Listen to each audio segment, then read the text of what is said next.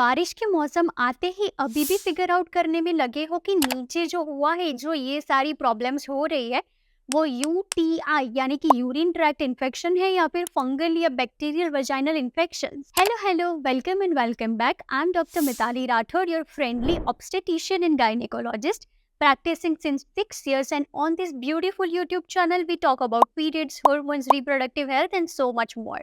UTI and vaginal infection का difference समझने से पहले सबसे इम्पोर्टेंट चीज ये है कि हमारे बॉडी में आखिर रिप्रोडक्टिव ट्रैक्ट में क्या क्या भरा पड़ा है। ठीक है, मेल रिप्रोडक्टिव ट्रैक्ट है which is entirely different from female reproductive tract, और ये सारी चीजों की जानकारी हमें होनी बहुत जरूरी है। वैसे तो ये स्कूल में ही पढ़ा देना चाहिए। टू बी ऑनेस्ट, मुझे भी फर्स्ट ईयर एमबीबीएस में आके ही ये सारी चीजें डेप्थ में पता चली थी।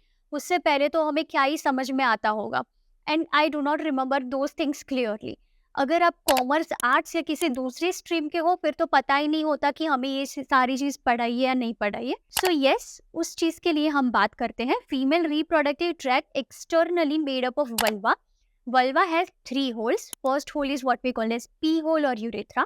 Second is what we call as vagina. And the third is what we call as butthole or anus. The vulva internally opens inside the canal which is called as the vagina. उसके ऊपर आता है cervix, उसके ऊपर आता है uterus, one pair of fallopian tubes and one pair of ovaries. अभी जो female urethra है which is very short, which is around 4 centimeter in length, or because of the close approximation of the vagina and the butthole, which is why female में urinary tract infection यानी कि UTI होने के chances बहुत है। Male reproductive tract की हम बात करें तो उनमें वहाँ पे 2 holes ही होते हैं। The first one is what we call as urethra, वहाँ से semen भी निकलता है, यूरिन भी निकलता है, and the second is the butthole which is also called as anus. So the penile urethra की जो लेंथ होती है which is more as compared to the female urethra, which is why male को infection लगने के chances कम होते हैं, क्योंकि बड़ी जाहिर सी बात है, इतना सा रास्ता तय करना है बैक्टीरियाज को, और जो छोटा रास्ता होगा वहां पे इन्फेक्शन जल्दी जाएगा। राइट, मानसून आते ही एटमोस्फियर ह्यूमिड हो जाएगा और आपको ऐसा लगेगा कि मुझे अभी पानी पीना है।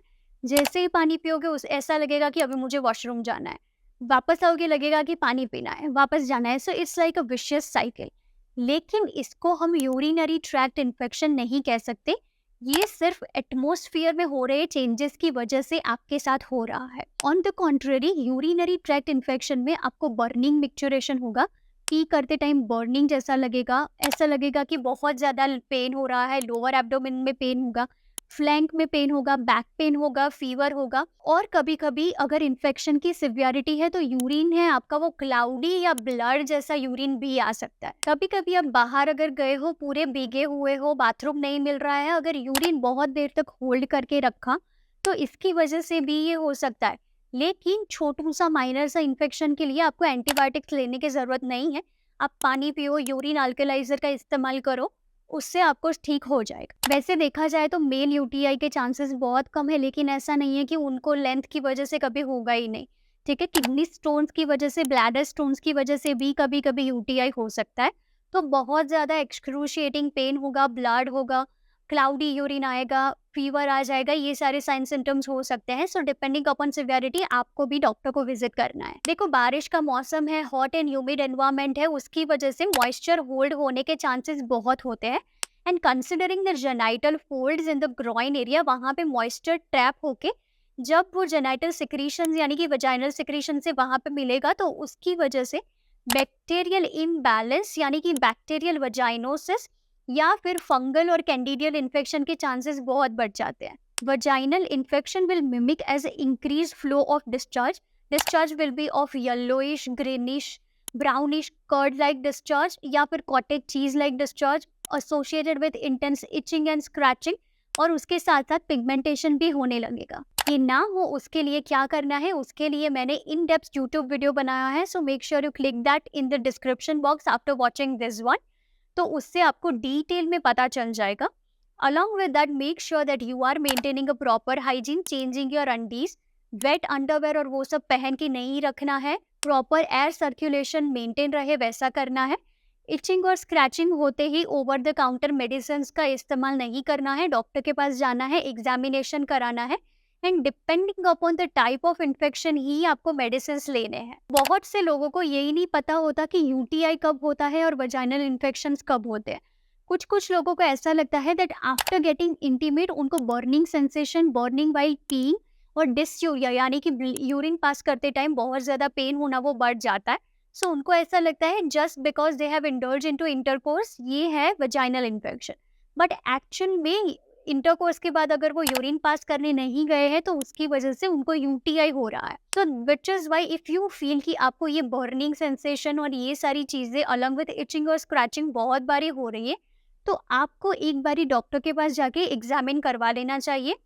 वंस इन अ ईयर आपको पेप्समीयर भी करा लेना चाहिए, और अगर ये आपको बार बार हो रहा है then you must consider taking probiotic rich food and capsules as. देखो वैसे तो हमारी स्कूल में बहुत सी अच्छी अच्छी चीज़ें पढ़ाई गई थी, and considering I am a biology student हमें बेसिक ऑर्गन एजुकेशन तो पता है। ये वाला मॉडल मैं हमेशा अपनी बुक्स में देखती थी, इसको हाथ में पकड़ के बहुत अच्छा लग रहा है मुझे, this is my favourite. But जो हमें बेसिक ऑर्गन्स के नाम के अलावा जो सारी चीज़ें पता होनी चाहिए, how are hormones changes with puberty, हमारी रिप्रोडक्टिव हेल्थ को अच्छा करने के लिए हम क्या क्या कर सकते हैं, रिप्रोडक्टिव हेल्थ आखिर होती क्या है, रिप्रोडक्टिव ऑर्गन्स क्या होते हैं, हार्मोनल चेंजेस क्या होते हैं, रिप्रोडक्टिव हेल्थ अच्छी रहे उसके लिए हमें क्या करना चाहिए, how the science and physiology of masturbation and how the science and physiology of sex works, ये सारी चीजें हमें किसी ने बताई ही नहीं है। उसके ऊपर अभी देखो हमारा स्ट्रेसफुल लाइफस्टाइल हो गया है, जिंदगी में स्ट्रेस ही स्ट्रेस है, फिजिकल, मेंटल, इमोशनल, बहुत सारे स्ट्रेस है, तो इसकी वजह से भी कभी कभी इंटीमेट लाइफ के ऊपर अफेक्ट करता है। और ये चीज खाली कपल्स के लिए नहीं है, okay, if you are single उसकी वजह से आपकी लिबिडो यानी कि सेक्स ड्राइव पे भी इफेक्ट्स हो सकते हैं। So we are hosting a master class on how to take charge of your reproductive health, into which I'll be explaining every single thing, nuts and bolts of reproductive health, masturbation, intimacy, genital organs, organs में hormones कैसे कैसे काम करते हैं, सारी चीजें in depth जो हमें प्यूबर्टी के टाइम ही पढ़ा देनी चाहिए थी, लेकिन ये सारी चीजें हमने यहाँ वहाँ से सीखी है।